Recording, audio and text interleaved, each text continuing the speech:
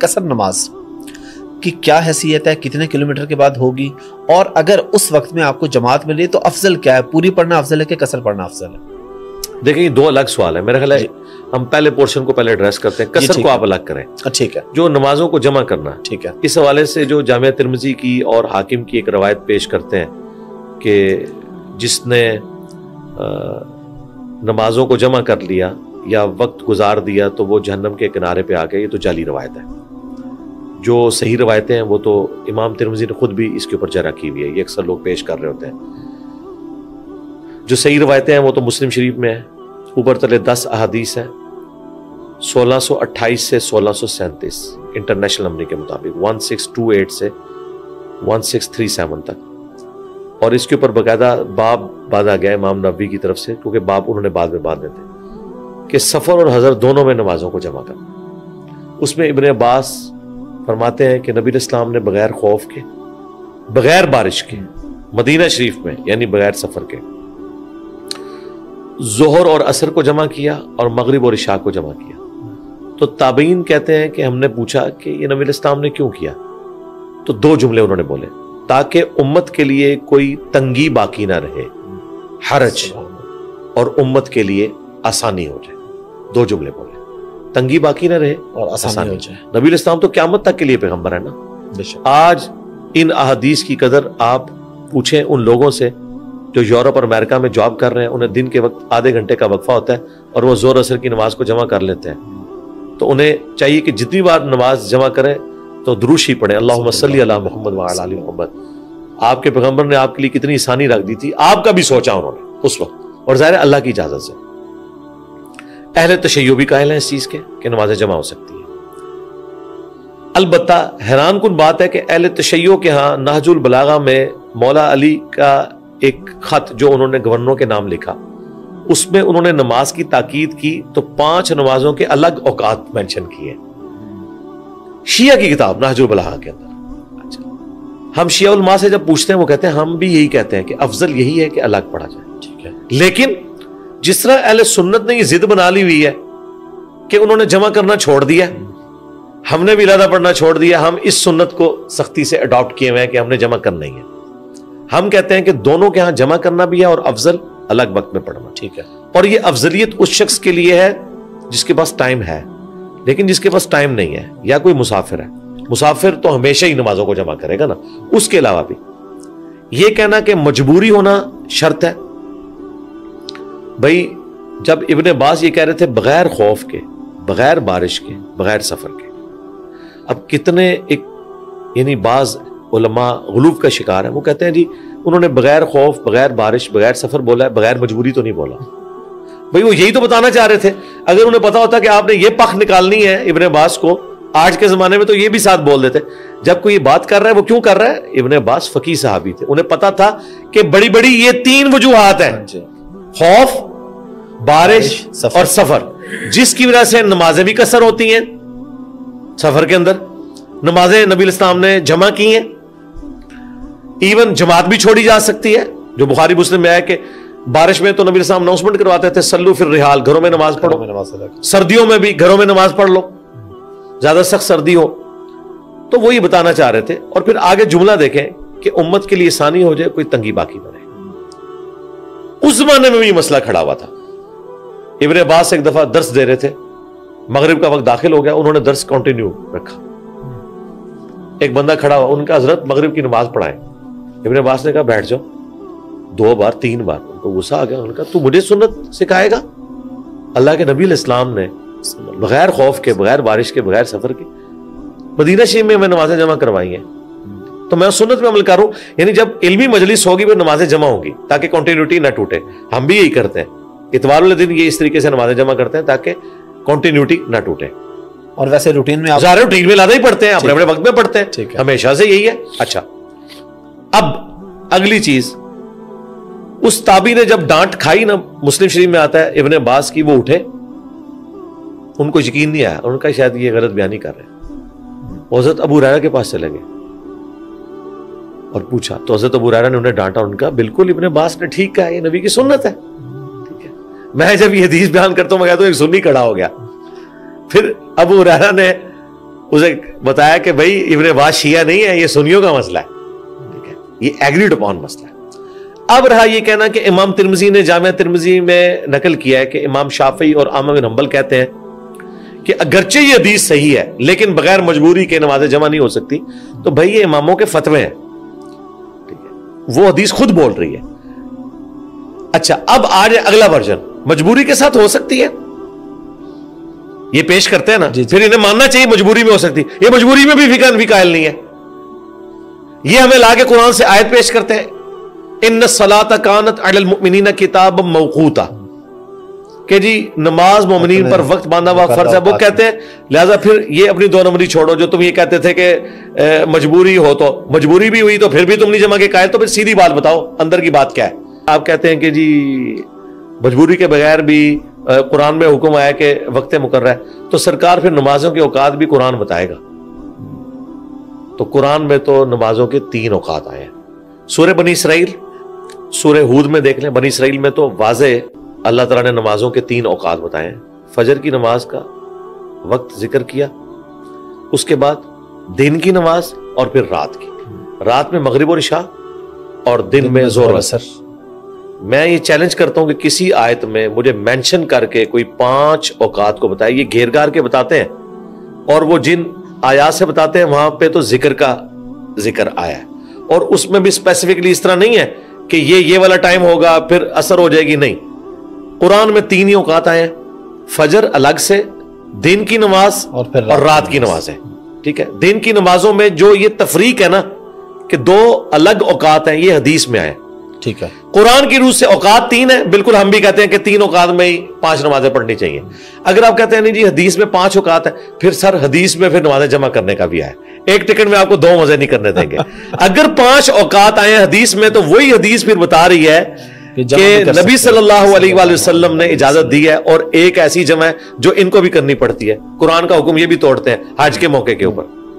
تو قرآن میں کہاں لکھا ہے کہ حج کے موقع پہ آپ نمازیں جمع کر سکتے ہیں؟ کہتے ہیں نہیں، نبی علیہ السلام نے ظہر عصر کو جمع کیا عرفات میں، اور مغرب اور عشاء کو مزدلفہ کے اندر جمع کیا ہے۔ وہاں پہ پھر کہاں گیا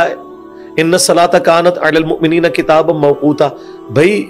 اس آیت کی تفسیر امام حنیفہ نہیں بتائیں گے، امام شافعی نہیں بتائیں گے، اس کی تفسیر رسول اللہ خود بتا کے گئے صلی اللہ علیہ وآلہ وسلم کہ امت کے لیے آسانی ہے،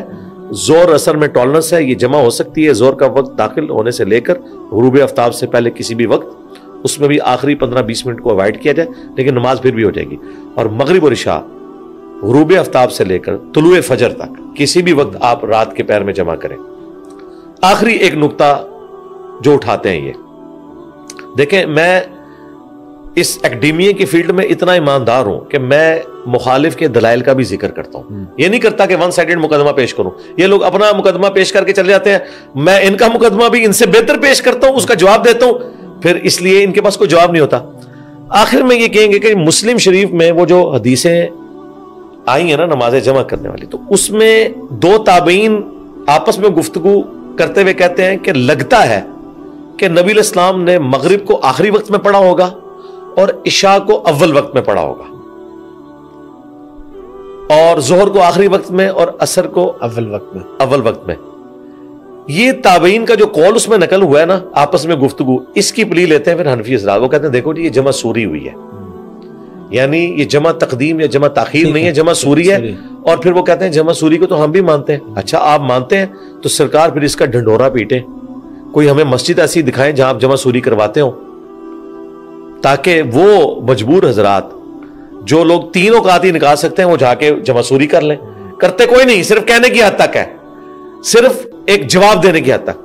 دوسری بات، یہ تابعین کا اپنا خدشہ ہے، ہمارے نزدیک یہ ان کا موقف غلط ہے، ٹھیک ہے۔ اس کی وجہ یہ ہے کہ جامعہ ترمذی میں باقاعدہ حدیث موجود ہے کہ نبی علیہ السلام نے جمع تقدیم بھی کی ہے، یعنی زور کے ساتھ اثر، جمع تاخیر بھی کی ہے عصر کے وقت میں جا کے زور اثر، ٹھیک ہے، اور جمع سوری بھی کی ہے۔ یہ تینوں طریقے کو امام ترمذی نے پوری تفصیل کے ساتھ لکھا، یہ سنت ہے۔ بلکہ بخاری مسلم میں یہ آیا ہے کہ نبی علیہ السلام اگر ظہر کے وقت گھر سے ٹریولنگ سٹارٹ کرتے نا تو زور اثر کو آپ جمع کر کے نکلا کرتے تھے، اور اگر آپ صلی اللہ علیہ وآلہ وسلم ظہر سے پہلے نکلتے تو پھر آپ پڑاؤ اثر کے وقت میں کرتے تھے, زور اثر کو وہاں جمع کرتے تھے تاکہ یہ یعنی ایک ہی وضو میں دونوں نمازیں پڑھی جا سکیں. اب یہ کہنا کہ جو نبی الاسلام نے مسجد نبوی میں نمازوں کو جمع کیا, اس کا مطلب کوئی یہ بتا رہا ہے کہ نبی الاسلام نے پہلے مغرب کی اذان دلوائی, 1.5 گھنٹے بعد عشاء کا وقت داخل ہوتا ہے ایٹ لیسٹ عرب میں بھی اور یہاں سب کانٹیننٹ میں, پھر 1.5 گھنٹے انہیں کہا کہ میں امت کے لیے ثانی کرنے لگوں, تم 1.5 گھنٹے انتظار کرو, اور جب 10 منٹ رہ گئے عشاء کا وقت داخل ہونے تو کہا چلو مغرب پڑھو عشاء. تو یہ آسانی ہو رہی ہے, یہ تکلیف میں ڈالنے والی بات ہے, وہ 1.5 گھنٹہ آپ نے زندگی کا چھین لیا. آسانی امپلائڈ ہی اس کے اندر ہے کہ پورے اس پورشن میں کسی بھی وقت 2 نمازوں کو جمع کیا جائے. پھر اس زمانے میں تو آپ گھڑیاں بھی نہیں تھی, کون حساب لگا سکتا ہے کہ جی 6:18 پہ ہو رہی ہے مغرب اور عشاء ہونی ہے جی 7:01 پہ, لہذا 7 اتنے پہ آپ مغرب پڑھ, یہ ہو ہی نہیں سکتا.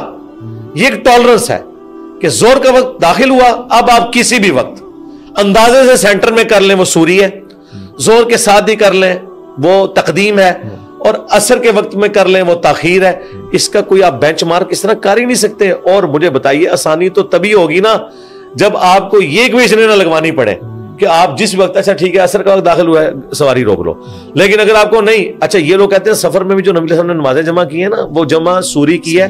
یعنی آپ کے پاس کوئی گھڑی تھی کہ آپ بتاتے تھے جلدی جلدی بھائی روک لو 15 منٹ رہ گئے عصر کا وقت داخل ہونے میں, ہم اتنے منٹ میں گھوڑے باندھیں گے. یہ پاسبل ہی نہیں تھا اس زمانے میں, یہ بالکل جعلی مسئلہ بیان کر رہے ہیں, ایسا ہے ہی نہیں ہے. یہ تینوں طریقے سنت ہے, زور کے ساتھ اثر, سینٹر میں اور آخری وقت آخر میں. اور اس کو سپورٹیو وہ مسلم شریف کی حدیث ہے, وہ جو ایک عورت تھی جسے استحاضہ کا ایشو تھا, یعنی حیض کے بعد بھی خون آتا تھا, اس پہ غسل تو نہیں ہوتا لیکن وضو تو کرنا پڑتا ہے. تو نبی علیہ السلام نے اسے کہا تھا کہ تم زور آخری وقت میں اور اثر اول وقت میں پڑھ لیا کرو. یعنی بیمار عورت کو نبی السلام نے نمازیں جمع کرنے کا کہا ہے, اور اس میں جمع سوری پریفریبل ہے. ہم کہتے ہیں جمع سوری پریفریبل ہے کیونکہ اس میں کسی کا بھی اختلاف نہیں رہے گا. یعنی آج بھی حنفی یہ بات مانتے ہیں کہ جمع سوری کوئی کرے تو نماز اپنے وقت میں ادا کر رہا ہے, اگرچہ اول وقت میں نماز ادا کرنا افضل ہے, لیکن زور کوئی آخری وقت میں ادا کرے اور اثر کو اول وقت میں تو یہ جائز ہے. تو اگر کسی کو زیادہ وام ہے نا تو وہ جمع سوری کر لے, لیکن امت سے آپ یہ آسانی نہ چھینیں. تقدیم تاخیر اور سوری ساری سنت ہے, اور یہ اس دور کے اندر تو اتنی بڑی نعمت ہے یورپ اور امریکہ کے لوگوں کے لیے. اور وہاں تو ویسے ہی وہ نہ صرف نمازوں کو جمع کریں گے بلکہ قصر بھی کر سکتے ہیں, کیونکہ سب ویز میں اپنے شہر سے 20-25 کلومیٹر سے زیادہ ہی وہ سفر کرتے ہیں. اور مسلم شریف میں 3 فرسخ یعنی 9 میل عربک مائل, وہ آلموسٹ 20 کلومیٹر بنتے ہیں. وہ نوٹیکل مائل کے قریب ہوتا ہے عربک مائل. یہ مائل کا لفظ جو ہے نا عربی سے انگریزی میں آیا ہوا ہے, پہلے ہم دنیا کے بادشاہ تھے نا, یہ میل کا لفظ مسلم شریف میں موجود ہے, یہ مائل بنا ادھر آ کے. تو 20 کلومیٹر سے زیادہ اگر کوئی شہر سے باہر نکلتا ہے, اور بخاری شریف میں آئے کہ 19 دن کے اندر اندر اس کا قیام ہے, ٹھیک ہے, تو پھر وہ نمازوں کو قصر بھی کر سکتا ہے, نمازوں کو جمع بھی کر سکتا ہے. باقی جو اس میں جماعت والا ایشو ہے نا, مسافر سے جماعت والا معاملہ پھر ساکت ہو جائے گا. ظاہر ہے وہ آلریڈی ایک کیٹاسٹرافک کنڈیشن میں ہے, ٹھیک ہے, تو اس کے لیے ضروری نہیں کہ جماعت کا اہتمام کرے. ایون عام ایک مقیم ہے وہ نمازوں کو جمع کرنا چاہتا ہے تو ظاہر ہے زور تو پڑے گا جماعت سے, اس کے بعد اثر اب نہیں پڑے گا نا. جماعت کیسے کروائے, یا تو پھر کسی کو کہے کہ 2 سنتیں تم نیت کرو میں ساتھ تمہارے کر لیتا ہوں, یا اور سولوشن میں نے دیا کہ آپ ایک والی مسجد میں زور پڑھیں, 1.5 والی میں اثر کی نیت کر لیں زور والے امام کے پیچھے, یہ بھی جائز ہے. بخاری میں ہے, مسلم میں بھی, معاذ بن جبل کہتے ہیں کہ میں نبی علیہ السلام کے پیچھے عشاء کی نماز پڑھتا تھا, پھر اپنے گاؤں میں جا کے گاؤں والوں کی عشاء میں امامت کرواتا تھا. اس سے امام بخاری نے رزلٹ نکالا ہے کہ جو نفل والا متنفل ہے اس کے پیچھے فرض والے کی نماز درست ہے. اگر نفل والے کے پیچھے فرض والے کی نماز درست ہے تو فرض والے کے پیچھے دوسرے فرض والے کی نماز بھی درست ہوگی. ایون تراویح میں بھی کوئی لیٹ ہو جاتا ہے تو وہ تراویح میں عشاء کی نماز کی نیت کرے, جب امام 2 پڑھ کے اسلام پھیرے وہ 2 اپنی پوری کرے, اسے جماعت کا ثواب بھی مل جائے گا. کتنی بڑی آسانی ہے. تو الحمدللہ عرب ملکوں میں تو آپ اگر گئے تو آپ نے آبزرو کیا, وہاں تو کوئی نماز بھی پڑھ رہا ہو وہ کندھے پہ ہاتھ دے کے ساتھ کھڑے ہو جاتے ہیں. یہ بالکل ٹھیک ہے, یہ ایک بڑی آسانی والی بات ہے. جامعہ ترمذی میں ہے, نبی علیہ السلام مسجد میں بیٹھے تھے, ایک شخص لیٹ آیا, نبی علیہ السلام نے فرمایا کون اپنے بھائی کے لیے قربانی کرے. تو حضرت ابوبکر صدیق رضی اللہ تعالیٰ عنہ کھڑے ہوئے, ان کا میں قربانی کروں گا. تو آپ نے فرمایا اس کے ساتھ جماعت کرواؤ, تمہارے نفل ہو جائیں گے اس کے پیچھے, اس کے فرض ہو جائیں گے, اس سے جماعت کا ثواب. یعنی جو بندہ نماز پڑھ چکا ہے